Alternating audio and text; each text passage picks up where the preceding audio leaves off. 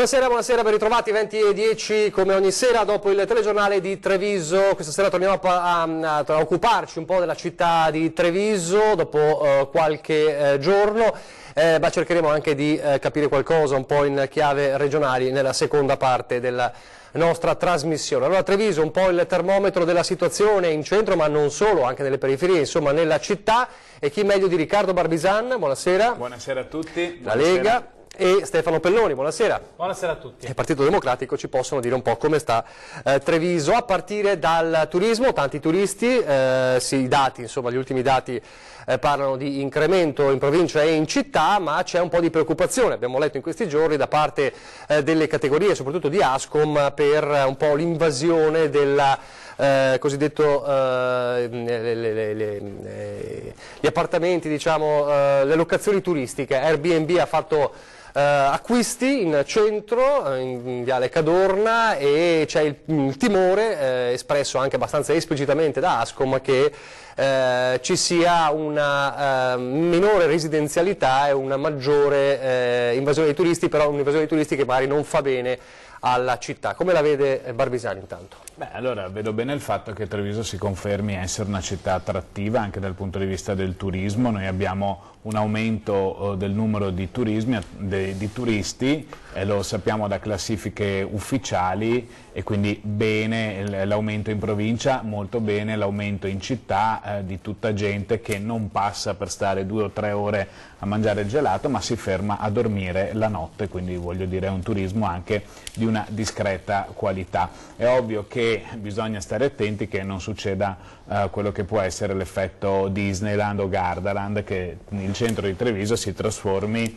che Treviso diventi insomma una ciambella con un buco vuoto di residenti, 0 residenti in centro storico, solo turisti. Siamo ancora lontani da questo, abbiamo avuto nell'anno scorso un aumento di residenti in città e anche in centro storico, ma il pericolo c'è, il rischio c'è, esistono alcune possibilità alternative del Comune da mettere in campo per limitare quello che possono essere la trasformazione di troppi appartamenti in alloggi per turisti. E quali sono questi strumenti che si possono adottare? Per esempio si può richiedere che l'alloggio per turisti abbia il parcheggio collegato. È un po' quello che chiede Ascom, che ci siano dei paletti. È una cosa che succede già in Alto Adige, non si può trasformare un appartamento in alloggio per turisti se non si ha un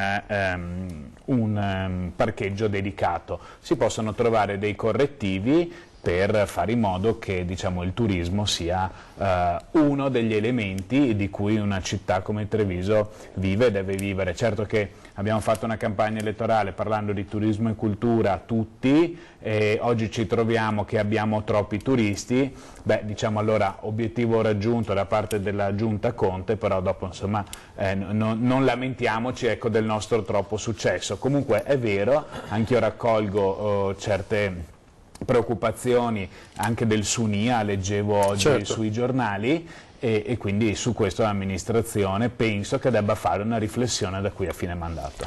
Pelloni. Ma diciamo che è certamente un dato positivo l'aumento dei turisti, ed è un dato che si è consolidato negli ultimi 5 anni, quantomeno 5-6 anni. È chiaro che il ciclo delle grandi mostre avviato qualche anno fa a Treviso è stato sicuramente un fattore attrattivo, come può essere anche una potenzialità l'aeroporto, lo deve diventare certamente. Però è un processo da gestire. Se la politica trascura questo processo rischiamo che ci sia un grande effetto speculativo, una speculazione in cui poche società, magari all'estero, che pagano le tasse in qualche paradiso fiscale, che riescono a investano moltissimo e privatizzino intere fette di città, di centro storico, solo al fine di turismo mordi e fuggi, che al posto di dormire a Venezia perché costa troppo dorme a Treviso, ma poi la mattina presto prende il treno. Ecco, dobbiamo evitare, non dico che ci sia, ma dobbiamo la politica deve mettere in atto tutte le leve tali da impedire questo processo. Certamente l'allarme dell'Ascom è un allarme da ascoltare, perché vediamo che le attività, soprattutto le attività storiche, fanno sempre più fatica in città, e questo è un dato che ci deve preoccupare. Ad esempio su questo secondo me bisogna procedere con rendere il centro storico di Treviso un centro sempre più attrattivo anche dal punto di vista dei competitor europei, e quindi secondo me con quale ricetta? Le ricette sono procedere a una miglior vivibilità anche per i pedoni, per i ciclisti, per una mobilità diversa, e quindi secondo me rilanciare anche processi di pedonalizzazione che secondo me sono processi imprescindibili per una città che vuole essere europea. Sulla pedonalizzazione però la Giunta Conte ha sempre avuto una linea decisa. Noi avevamo fatto una promessa chiara in campagna elettorale che abbiamo mantenuto, che è quella di aprire la ZTL per chi conosce Treviso, entrando in città da Ponte San Francesco e poi Piazza San Vito e via del Municipio.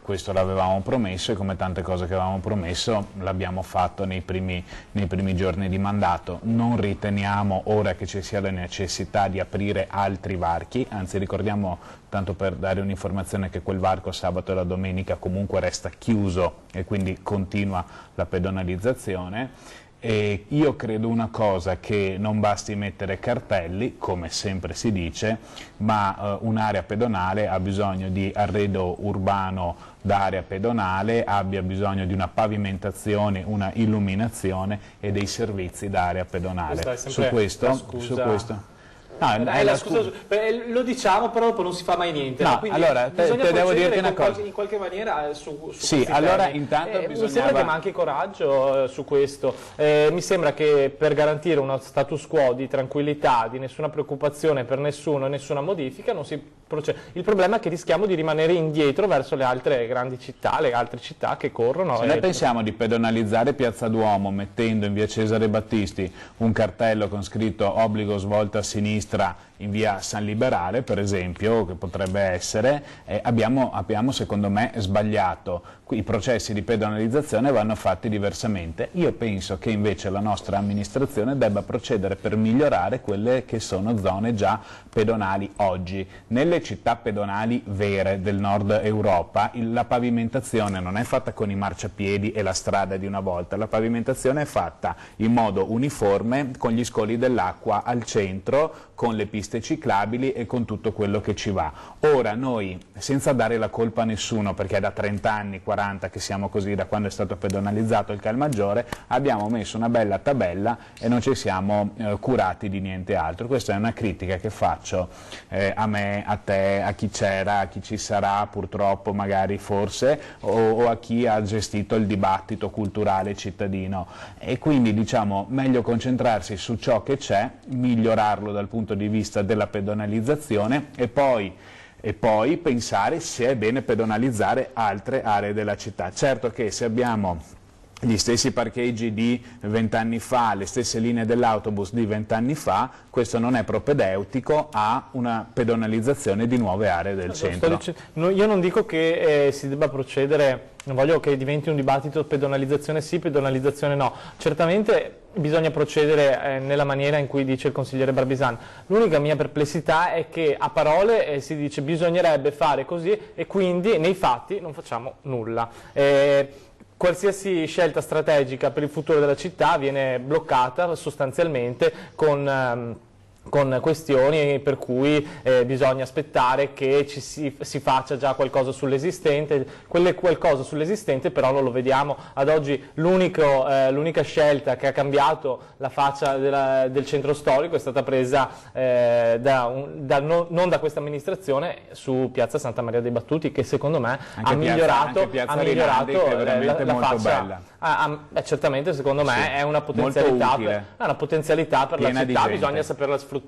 Piazza Santa Maria dei Battuti ha dimostrato come un parcheggio, una strada che era diventata solo un parcheggio, possa avere anche delle altre potenzialità. Bisogna crederci però nei cambiamenti per la città. Invece con la scusa del dire no, ma noi faremo prima questo, poi quell'altro, poi penseremo prima all'esistente, poi al futuro. Intanto facciamo correre le macchine su Ponte San Francesco, che secondo me è uno degli angoli più belli di Treviso, e non vedo perché un turista debba fare le chicane fra i camion o le auto per fare una foto.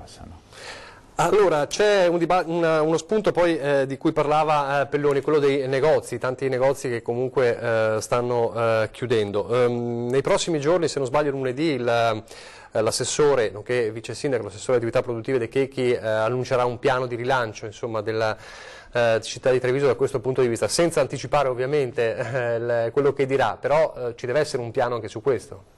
No, c'è già un piano su questo che appunto non voglio diciamo, anticipare. Però a grandi linee, insomma, la ricetta qual è? No, intanto si parlerà anche molto di mobilità. Devo dire che noi abbiamo messo giù tante idee sul tema della mobilità. È di grande attualità la questione dei parcheggi a Treviso, perché certo, ci sono frizioni su quello che è un vecchio project che ormai penso che sia una pratica di cui tutti i nati dal 1980 in su sanno di cosa si tratta, perché ormai è una storia che si trascina tantissimo, che parte da quello che era il parcheggio in Piazza Vittoria, voluto, poi non più voluto, prima lo volevano tutti, poi lo volevano solo alcuni, e quindi credo che bisogna partire da lì per quanto riguarda la rivitalizzazione del centro storico. Per esempio per noi eliminare parcheggi in Viale Cesare Battisti o eliminare parcheggi in Piazza del Duomo non era una, diciamo, azione che aiutava la città a essere più competitiva dal punto di vista commerciale e quindi più attrattiva rispetto a quelli che sono i poli commerciali che circondano Treviso e la sua provincia. Pelloni, una fetta importante del rilancio passa appunto anche sulla questione dei parcheggi. Ma sì, io voglio lanciare una sfida al consigliere Barbisan, perché non proviamo a pensare a un referendum sul futuro di Piazza Duomo in cui coinvolgere la città. Secondo me i cittadini sarebbero interessati su questo dibattito, pensare che la Piazza Duomo della città di Treviso sia un vero e proprio parcheggio con una sessantina di posti auto. Io non so i nostri concittadini in quale altra città italiana possono trovare la piazza del Duomo cittadino piena di posti auto. C'è una grande famiglia, Benetton, che sta investendo fortemente in quell'area, ci sono altri cittadini che stanno investendo. Secondo me rendere più attrattivo il centro storico passa molto, la sfida dell'attrattività del centro storico passa molto anche da Piazza Duomo. Renderla pedonale non significa tagliare i parcheggi, significa spostare i parcheggi. Secondo me un posto per spostare questi parcheggi era al parcheggio Cantarane. Poteva essere una soluzione. Se la Lega ha in testa una soluzione migliorativa, però l'opposizione è assolutamente aperta a qualsiasi tipo di miglioramento del progetto. Ad oggi però sappiamo che i progetti sui parcheggi che ci ha regalato la Lega sono il Miani, che oggi è un buco nero sia finanziariamente che diciamo dal punto di vista dell'utilizzo, e la bozza del Park Vittoria, che ha creato più danni che vantaggi. Quindi lei lo diciamo, farebbe, lei lo appoggerebbe questo referendum? Devo dire, no, credo che nello statuto del Comune di Treviso ci siano le norme e le possibilità per farlo. Adesso non voglio sbilanciarmi troppo, quindi voglio dire è un'operazione che l'opposizione può fare, ci sono le firme da raccogliere e penso che ma non è un'operazione dell'opposizione, è un dibattito per coinvolgere la città, non è una sfida. No, guarda, noi la città l'abbiamo coinvolta durante un grande momento di ascolto che è stato quello della campagna elettorale, nel quale poi abbiamo sottoposto il nostro programma elettorale ai cittadini che ci hanno votato. Nel nostro programma elettorale non c'era la pedonalizzazione di Piazza del Duomo. E lei dice nessuno ci ha detto ai referendum farlo, non sono contrario. Devo dire sommessamente che le uniche operazioni di grandi parcheggi fuori le mura sono state fatte dalla Lega, il Miani ne è un esempio, il Dal Negro ne è un esempio. Se noi vogliamo pensare a pedonalizzare la città, l'abbiamo sempre detto, e qualcosa come Lega siamo gli unici che l'hanno fatto, abbiamo portato questi due grandi parcheggi a ridosso delle mura di Treviso. L'ex Telecom, dimentichi l'ex Telecom allo stadio, che sono 100 posti gratis che sono stati portati dalla scorsa amministrazione, insomma, quindi non è allora ne abbiamo fatti altri 80-90, quelli che sono al Sacro Cuore, li abbiamo anche quelli grazie a un'operazione fatta dalla precedente amministrazione, che giustamente il sindaco Conte Conte è riuscito a inaugurare, è fortuna sua, insomma. Bah, però oddio, non allora, è vero, se vogliamo, però non è vero che... allora se non tu è vuoi vero che politicizzare c'è stato, tutto, no, sei stato te l'amministrazione... No, hai detto la Lega è riuscita a fare i grandi parcheggi no, sei fuori. tu che hai detto che la Lega ha fatto un buco nero che è il Viani. Secondo me il Viani è un buco nero, non è stato utilizzato dalla città, però...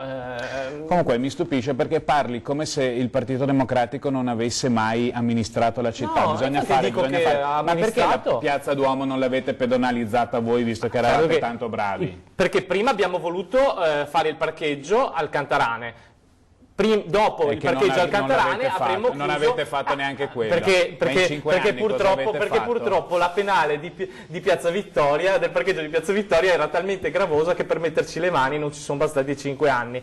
Però l'idea era prima di fare i parcheggi, prima di fare le piazze pedonalizzate avremmo voluto fare i parcheggi e così avremmo avete fatte le piazze pedonalizzate. Però Piazza Duomo no, vi siete anche dimenticati di mettere l'illuminazione. La prossima volta magari vi ricorderete, dai. O cambiate assessore ai lavori pubblici. Non penso che non ci fosse l'illuminazione in Piazza Rinaldi. No, è esattamente la stessa di prima.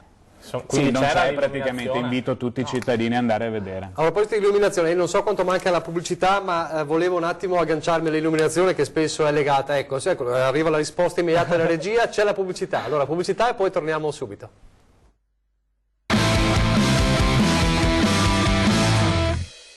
It.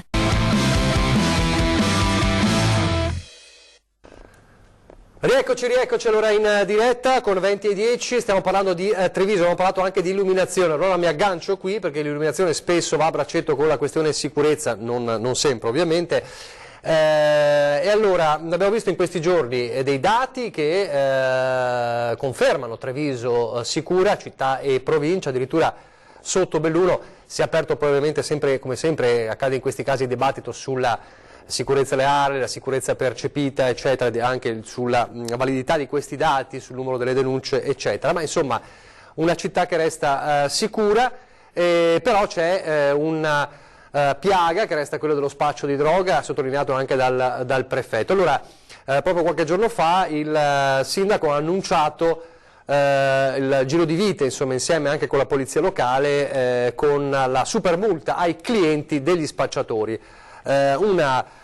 Giro di vite, una tolleranza zero che insomma pare abbia successo in altri comuni, nel senso che si stanno già cercando di copiare un po' questa nuova ordinanza, lo farà probabilmente Castelfranco, Vicenza anche. Allora, Barbisana, 400 euro a chi compra, a chi contratta, anche chi verrà visto contrattare, è un buon deterrente? Guardi, dobbiamo partire da un tema. Treviso è una città sicura, l'hanno detto le classifiche, io non vorrei fare l'errore della giunta precedente che diceva che andava tutto bene, credo che l'attenzione debba sempre rimanere molto alta, che la questione della sicurezza effettiva e la sicurezza percepita sia un tema vero e credo che gli sforzi non debbano essere mai minori di giorno in giorno sul tema della sicurezza, quindi a me le classifiche interessano fino a un certo punto.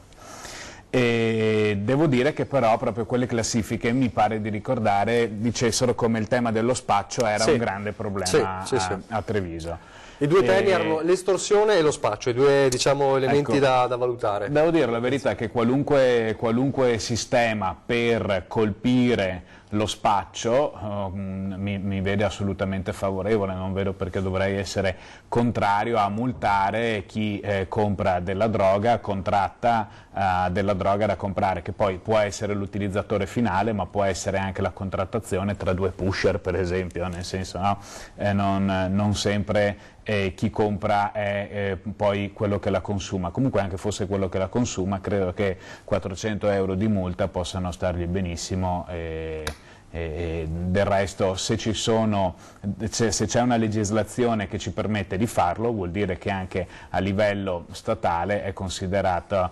un comportamento illecito che può essere sanzionato, secondo me gravissimo, perché è una piaga all'interno del mondo dei giovani che sta dilagando. Pelloni. Ma qualche anno fa qualche sindaco lungo il Terraglio, per i trevigiani si sa di cosa si parla, ha introdotto le multe per i clienti, chiamiamoli così, delle prostitute. Non mi sembra che sul terraglio la prostituzione sia ridotta o sia stata... Io penso che il problema della droga sia un problema che esiste, sia un problema che sta venendo fuori in maniera ancora più importante, ancora più grave. E non mi riferisco a soprattutto quelle che vengono chiamate droghe leggere, ma a un grosso problema che è l'eroina. L'eroina sta ritornando ai livelli di fine anni 80 e inizio anni 90, con dei costi sempre inferiori e con una diffusione per età fra i giovani sempre più giovanissimi. Allora, esiste questo tema. Io non penso che le multe vadano a diciamo, disincentivare il consumo, vanno a colpire persone che sono già in difficoltà. Si vuole procedere in questa maniera? Si può procedere in questa maniera. Io vedo come tutte le normative di contrasto alle dipendenze, alla droga, di successo, hanno privilegiato la prevenzione. L'ULSS ha cancellato importanti programmi di prevenzione alle dipendenze, non si parla solo di droga, si parla anche di alcol, ad esempio, o al fumo, al tabacco, nelle scuole. Questo secondo me è un problema. Il Comune di Treviso ha cancellato il programma degli operatori di strada, che andavano a incontrare quei gruppi di giovani, diciamo, critici. Poi è scoppiato il tema dello spaccio. Si è lasciato solo, si è cancellato questo programma dicendo ma tanto ci sono già gli operatori di strada delle parrocchie. Ecco, secondo me non è sufficiente, secondo me le parrocchie non vanno lasciate sole in questa sfida. La prevenzione secondo me deve essere un investimento maggiore, è chiaro, dà dei risultati che sono di lungo termine e non sono certamente il post su Facebook che il sindaco può fare per prendere qualche like o per raccogliere il consenso immediato, però in termini di successo della politica pubblica tutti i dati dicono che le politiche di prevenzione nel lungo termine danno dei risultati che sono molto maggiori rispetto alle politiche di repressione. Per carità, poi il sindaco vuole portare avanti solo le politiche di repressione perché così fa vedere di avere il pugno di ferro verso la criminalità, il sindaco sceriffo. Per me va benissimo, per carità, può fare quello che vuole, però io penso che non sia la strada giusta con cui si affronta un problema difficile, complesso, grave per la società. Ma io penso un intervento a spot? No, io penso che prevenire la droga, se ascoltiamo politici che dividono la situazione in droghe leggere e in droghe pesanti, secondo me già diamo un messaggio molto diverso. Se poi noi pensiamo che in Italia c'è uno scienziato che pontifica alla liberalizzazione della cocaina, il guru del Partito Democratico, che è, come si chiama? Io non sono per liberalizzare la cocaina, assolutamente. Quello che ha scritto Gomorra, non mi ricordo neanche Saviano, ecco, ma non mi risulta iscritto al Partito Democratico. No, però diciamo dalle labbra del quale tutti gli esponenti del Partito Democratico pendono, o al quale Repubblica comunque dà grandissimo spazio, predica la liberalizzazione della cocaina. Se questi sono i personaggi che girano in Italia, quella fosse una provocazione, allora è chiaro, diciamo che quella era drogatevi pure. Pellone ha detto che il problema delle droghe leggere non c'è tanto, il problema sono solo delle droghe pesanti. Però ti sto dicendo che l'eroina sta facendo dei morti, l'eroina nelle nostre città sta facendo dei morti. A utilizzare eroina ha iniziato con la marijuana, Stefano. Certo, a Treviso l'eroina sta facendo dei morti. Ma siamo sicuri su questo? Ma anche la cocaina? Allora penso che bisogna intervenire. Si coinvolga il CERT, ad esempio, è stato coinvolto il CERT, gli si è chiesto cosa ne pensava di questa scelta. È stato chiesto il sindaco, ma è andato al CERT. Il questore ha detto di sì. Ma perché? È un modo di affrontare la questione. Vogliamo affrontare la questione come aspetto sicuritario e basta. Questa è una norma. Sentite il questore. questa è una norma di polizia per la quale diciamo sentiremo il questore, che dobbiamo sentire il Papa. Ti sto dicendo che secondo me non è sufficiente, perché al posto che sentire il questore, ma con la storia una che norma non è di polizia, sufficiente, con la storia che serve sempre ben altro, alla fine non faremo mai niente. Guarda che secondo me tutte quelle risorse anche politiche, di tempo, di attività... Ma che risorse? Le telecamere ci sono già, le telecamere funzionano lo stesso, quando becchi un ragazzo che si compra la droga lo multi. Certo, vedremo, anche gli avvocati dicono che ci siano... però... Ma sicuro che ci sono avvocati disposti a difendere chiunque, ma io non dico mica niente, ma certo, guarda, ho studiato giurisprudenza, lo so meglio di te, però devo dire, decideranno i giudici, non gli avvocati, cioè è inutile andare a chiedere a un avvocato cosa pensa, forse era meglio che quel giornale andasse a intervistare un giudice. Essendo dei professionisti della materia, quando degli avvocati si pongono delle perplessità, degli interrogativi riguardo all'applicabilità effettiva, perché poi è anche difficile andare a dimostrare l'acquisto, la clientela, eccetera. Vedremo. Però non è quello il tema è una scelta politica. La scelta politica è come decidiamo di affrontare il problema della droga, che è un problema che esiste Bisogna oggi. utilizzare entrambi i canali. Ecco, e allora cosa stiamo facendo? Perché a me sembra che si stia facendo solo l'aspetto securitario, perché è la strada facile, è la strada che si vede, è la strada che dà dei risultati nel breve termine, almeno in termini di consenso. Dal punto di vista però del lavoro serio, certosino, giorno per giorno, nelle scuole, che non si vede ma che darà i suoi frutti fra 10 anni, ecco, su quello non si sta facendo niente. E allora io dico, come agiamo da quel punto di vista? Perché secondo me andare a dare 400 euro di multa a un tossicodipendente che compra dell'eroina non lo salverà dalla tossicodipendenza. Barbisani, l'ultima replica, perché poi volevo chiudere un attimo con la Catalogna. Io mi metto dal punto di vista di una famiglia che ha la possibilità di sapere che il proprio figlio si droga attraverso quella multa che diversamente non sarebbe arrivata, scopre una realtà in casa che magari non conosceva, rispetto alla quale può prendere degli accorgimenti che altrimenti non avrebbe preso e forse salvare la vita a un ragazzo. Io credo che può essere un primo passo. Ogni occasione sia buona per far emergere alla luce una situazione di vera difficoltà. Vedremo quanto sarà applicabile e come sarà applicata nei prossimi mesi, ovviamente. Siamo davvero in chiusura, però volevo chiudere con delle immagini che forse Barbisani riconosce. In Consiglio regionale qualche giorno fa uno striscione per la Catalogna, vediamo se le vediamo. E per il Kurdistan. E per il Kurdistan, sì.